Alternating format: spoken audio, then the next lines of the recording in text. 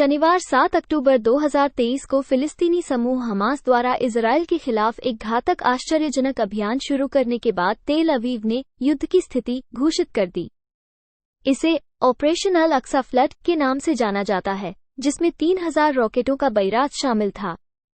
Israel के प्रधानमंत्री Benjamin Netanyahu ने हमास समूह के गाजा ठिकानों को मलबे में बदलने की कसम खाई है। आइए अब हम इजरायल फिलिस्तीन संघर्ष का संक्षेप में विश्लेषण करें। इजरायल फिलिस्तीन संघर्ष की जड़ें गहरी हैं, जो धार्मिक, ऐतिहासिक, राजनीतिक और सामाजिक कारकों से जुड़ी हैं। यहाँ एक संक्षिप्त अवलोकन दिया गया है। 1. प्राचीन ऐतिहासिक संबंध।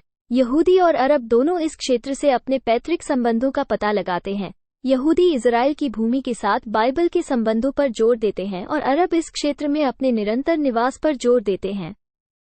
2. ओटोमन साम्राज्य। वो भूमि जिसे अब इजराइल, वेस्ट बैंक और गाजा के नाम से जाना जाता है, कभी ओटोमन साम्राज्य का हिस्सा थे। प्रथम विश्व युद्ध के बाद ये भंग हो गया और राष्ट्रसंघ द्वारा स्थापित फिलिस्तीन के लिए ब्रिटिश जनादेश के तहत ब्रिटिशों ने नियंत्रण ले लिया। 3. ज़ायोनिज्म। 19वीं सदी के अंत और 20वीं सदी की शुरुआत में यहूदियों के बीच ज़ायोनिज्म नामक एक आंदोलन पनपा। इसका उद्देश्य फिलिस्तीन में यहूदी लोगों के लिए एक राष्ट्रीय मातृभूमि की स्थापना करना था। इससे इस क्षेत्र में यहूदियों का प्रवास हुआ और यहूदी बस्तियों की स्थापना हुई। 4. अरब राष्ट्रवाद। समवर्ती रूप से अरब राष्ट्रवाद तुर्क शासन और यूरोपीय औपनिवेशिक प्रभाव के जवाब में उभरा। फिलिस्तीनियों ने अपनी मातृभूमि में आत्मनिर्णय की मांग की। 5. संयुक्त राष्ट्र विभाजन योजना। 1947 में संयुक्त राष्ट्र ने फिलिस्तीन को अलग अलग यहूदी और अरब राज्यों में विभाजित करने का प्रस्ताव रखा और यरूशलेम को एक अंतर्राष्ट्रीय शहर बनाया। यहूदी नेताओं ने योजना को स्वीकार कर लिया, लेकिन कई फिलिस्तीनी अरब और अरब राज्यों ने इसे अस्वीकार कर दिया। 6.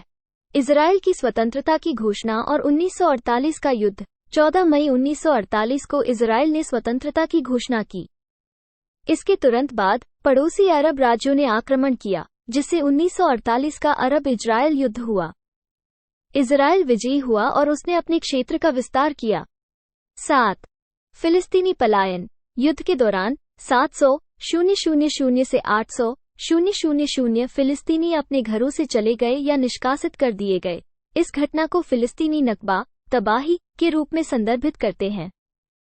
8.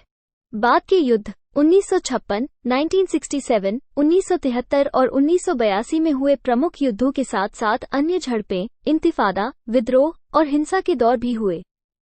1. क्षेत्र। 1967 के 6 दिवसीय युद्ध के बाद इजरायल ने वेस्ट बैंक, गाजा पट्टी, गोलान हाइट्स और सिनाई प्रायद्वीप पर कब्जा कर लिया। कैंप डेविड समझौते के बाद सिनाई मिस्र को वापस कर दिया गया था। वर्तमान में वेस्ट बैंक इजरायली बस्तियों से विभाजित है और गाजा पर एक इस्लामी फिलिस्तीनी समूह हमास का नियंत्रण है। 2.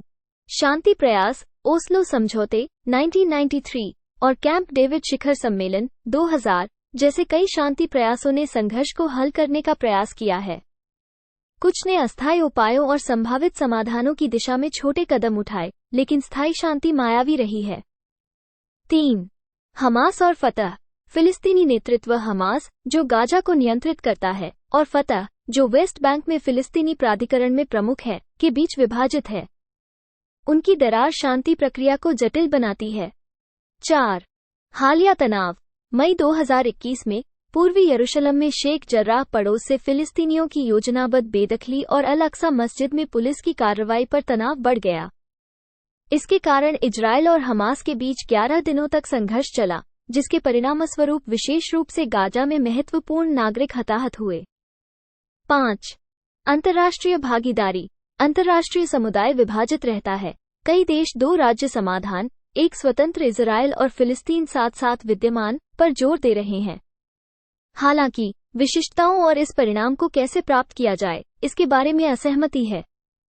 अंततः क्षेत्रीय विवादों, नेतृत्व विभाजन और छिटपुट तनाव के साथ इजरायल फिलिस्तीन संघर्ष अनसुलझा बना हुआ है।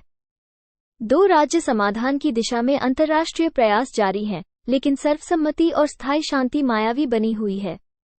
शनिवार 7 अक्टूबर 2023 को संघर्ष का पुनरुद्धार चल रहे तनाव का परिणाम है।